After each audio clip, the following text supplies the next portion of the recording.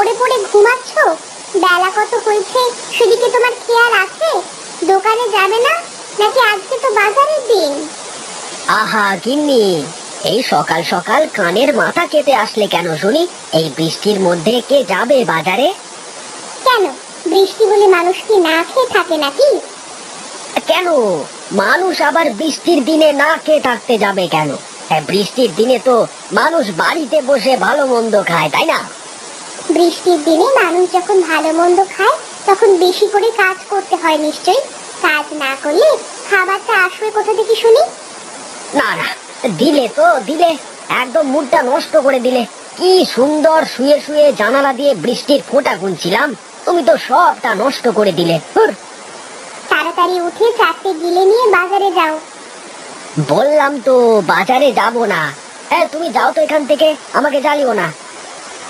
আমার কথা তোমার মাথায় ঢুকলো না? না, দাঁড়াও, দেখাচ্ছি মজা।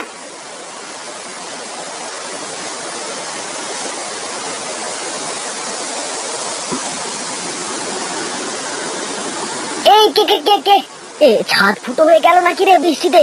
এ কি, তুমি আমার গায়ে পানি ঢেলে দিলে? বেশ করেছি, এখন উঠে বাজারে যাও, নইলে এবার ঠান্ডা জলের জায়গায় গরম জল ঢালবো। এই গোপাল দাদা, গোপাল দাদা, এই দাঁড়াও দাঁড়াও, আমিও যাব। আরে কানাই, আয় আয়, তাড়াতাড়ি আয়। এটা এই বৃষ্টি বাদলের মধ্যে কোথায় চললে দাদা? কোথায় আর যাব বল, সকাল বেলায় বৃষ্টির মধ্যে ঘুমিয়েছিলাম, বউ এসে গায়ের উপর পানি ঢেলে দিল। তোমার তো গায়ের উপর পানি ঢেলেছে, তাও আমার বউ তো গরম খোঁচা নিয়ে এসেছিল। বলিস কি রে, একেবারে গরম খোঁচা? তা নয় তো আর কি বলছি। তাহলে তো আমারটাই ভালো আছে রে। এখন চল চল, পা চালিয়ে চল তো, দোকানে যেতে হবে। তুমি কি পাগল হয়েছো নাকি দাদা? এই বৃষ্টির মধ্যে দোকানে গিয়ে কি করবো বলো তো? গিয়ে দেখবো দোকান একদম ফাঁকা পড়ে আছে।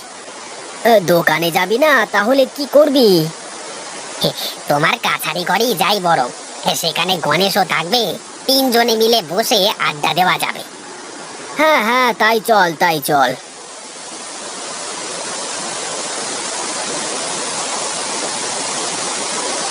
আরে গোপাল কানাই, আয় আয়, আমি তোদের জন্যই অপেক্ষা করছিলাম। জানতাম বৃষ্টি হচ্ছে, তো তুই ঠিক আসবি। হ্যাঁ হ্যাঁ, বৃষ্টির দিনে বাজারে গিয়ে তো আর কোনো কাজ নেই, তাই ভাবলাম কাছারি ঘরে বসে তোমার সাথে গল্প করি। তবে তুই ভালোই করেছিস, আমি একা একা বৃষ্টির ফোঁটা গুনছিলাম, এখন বসে বসে গল্প করা যাবে একসাথে, কি বলিস? বৃষ্টির মধ্যে বসে আড্ডা দেওয়ার মজাই অন্যরকম গো। হ্যাঁ রে, হ্যাঁ, ঠিকই বলেছিস। এই রে, ঘরে তো নুন শেষ, এখন কি করি? মানুষটাও তো বাজারে চলে গেছে। যাই দেখি মিনতি দিদির কাছে একটু নুন পাওয়া যায় কিনা দেখে আসি।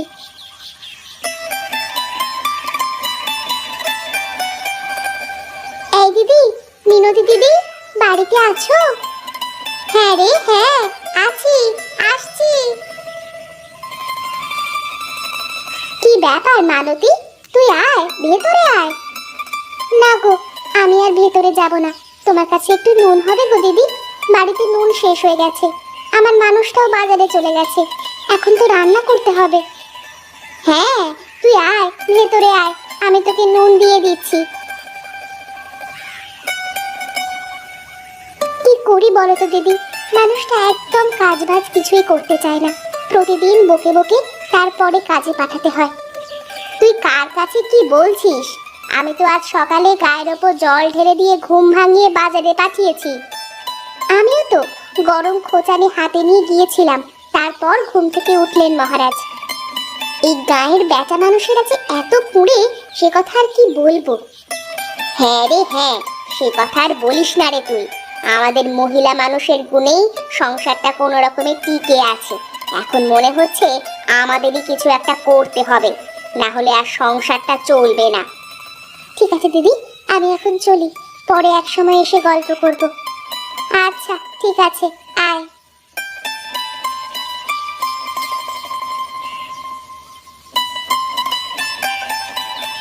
এই যে সুজয় দাদা, শুনছো? বাজার থেকে ফিরলে মনে হচ্ছে। হ্যাঁ, একটু বাজারে গিয়েছিলাম বাজার করতে। বাজার করেই তো ফিরছি। তা তোমার গোপাল দাদাকে কি দোকানে দেখলে? কই না তো, দাদাকে তো দোকানে দেখতে পেলাম না। দোকান তো বন্ধ ছিল। ভাবলাম দাদার দোকান থেকে এক খাঁচি ডিম নেব, তা তো আর হয়ে উঠলো না। আচ্ছা, আমি এখন চলি। বাড়িতে বউ বসে আছে, আমি গেলে তারপর রান্না করবে তো। আচ্ছা আচ্ছা, তাই যাও।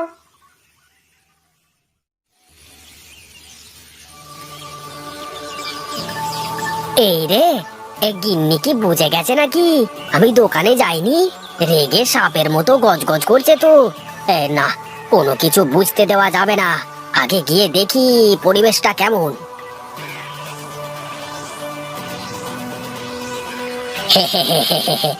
কি গো গিন্নি, কি হয়েছে তোমার? তুমি ঝাঁটা হাতে করে বাড়ির বারান্দায় কেন বসে আছো? হ্যাঁ, ঝাঁটা হাতে কেন সেটা বুঝতে পারছো না? তোমাকে আজ আমি ঝাঁটা পেটা করব। সে কেমন কথা? আমাকে আবার ঝাঁটা পেটা করবে কেন? আমি আবার কি করেছি? কি করেছো বুঝতে পারছো না? না, তা তুমি সারাদিন কোথায় ছিলে? এই রে, গিন্নি বোধহয় বুঝতে পেরে গেছে। এই না না, কিছু একটা বলে বাঁচতে হবে। ওরে বাবা! আরে শোনো শোনো গিন্নি, আমি সকাল বেলায় বাজারে গিয়ে দোকান খুলে অনেকক্ষণ বসেছিলাম। পরে বাজারে কোনো লোকজন না দেখে দোকানটা বন্ধ করে বাড়িতে ফিরতেই যাচ্ছিলাম, এমন সময় এই কানাই আর গণেশের সাথে দেখা হয়ে গেল। তাই ওদের সাথে গল্প করছিলাম আর কি। কিন্তু সুজয়তা বললো তুমি নাকি বাজারেই যাওনি, দোকানই খোলনি। অনেক হয়েছে, আর নয়। এবার থেকে আমি দোকানদারি করব, আর তুমি বাড়ি বসে রান্না বাড়া করবে।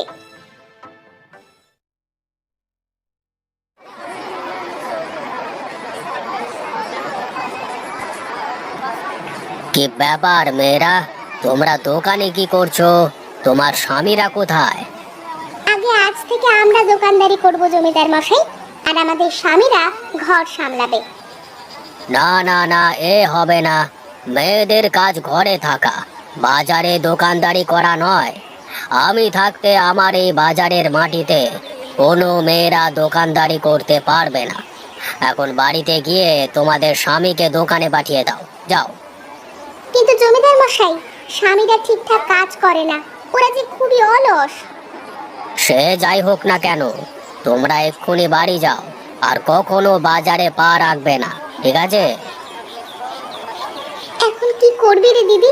জমিদারের কথা অমান্য করে বাজারে তো আর দোকানদারি করা যাবে না। হ্যাঁ, তাই তো।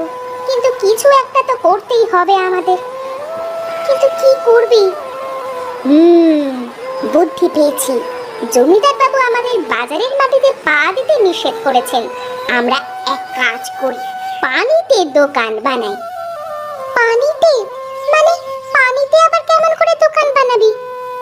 আরে, এ আবার এমন কি কঠিন ব্যাপার? কলার ভেলার ওপর দোকান বানিয়ে সেটা পানির মধ্যে দিয়ে দিলেই তো হয়ে গেল। এটা কিন্তু মন্দ বলিসনি। এখানে তো প্রচুর মানুষের আসা যাওয়া, খুব ভালো ব্যবসাও করা যাবে। হ্যাঁ রে, ভাসমান দোকানের জন্য অনেকেই আসবে আমাদের দোকানে।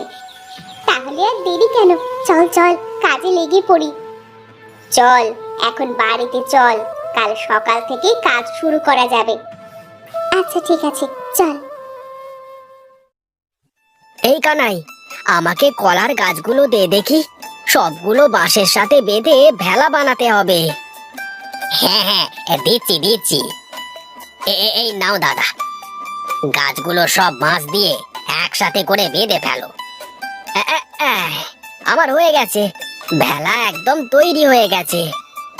হ্যাঁ, আমাদেরও প্রায় দোকান বানানোর কাজ শেষ। হ্যাঁ, যাক, অবশেষে দোকান বানানোর কাজ শেষ হলো। জমিদার মশাই, জমিদার মশাই, আপনি নিষেধ করবার সত্ত্বেও ওরা দোকান দিয়েছে। কার এত বড় সাহস যে আমার নিষেধ করবার পরেও দোকান দিয়েছে? কোথায় দোকান দিয়েছে? চল, আজ আমি ওদের উচিত শিক্ষা দেব। জি বাবু, চলেন।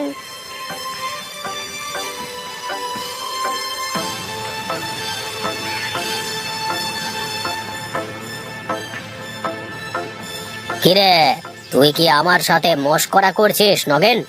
তুই আমাকে কোথায় নিয়ে আসলি? বাবু, দোকানটা এইখানেই তো দিয়েছে ওরা। এখানে দোকান দিয়েছে মানে? আশেপাশে তো কোনো দোকানই দেখছি না। বাবু বাবু, এই দূরে তাকিয়ে দেখুন, ওই নদীর মাঝখানে ওরা দোকান দিয়েছে, ভাসমান দোকান। বলিস কি রে, একেবারে ভাসমান দোকান? চল চল গিয়ে দেখি।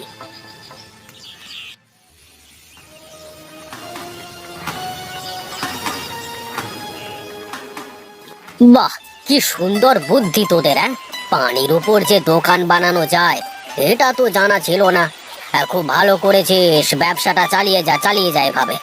আর যদি কোনো কিছুর দরকার হয় বা কোনো সমস্যা হয় আমাকে বলবি, তাহলে আমি আছি তোদের পাশে, বুঝলি? আপনাকে অনেক অনেক ধন্যবাদ জমিদার বাবু। আসুন, এক কাপ চা খান। আপনি আমাদের দোকানের প্রথম খরিদ্দার। আপনি এটা কি করলেন বাবু? আপনি তো গিয়েছিলেন ওদের শাস্তি দিতে, কিন্তু আপনি এমন কেন করলেন? তোর কথা শুনে জীবনে অনেক ভুল কাজ করেছি, আর ভুল কাজ করব না।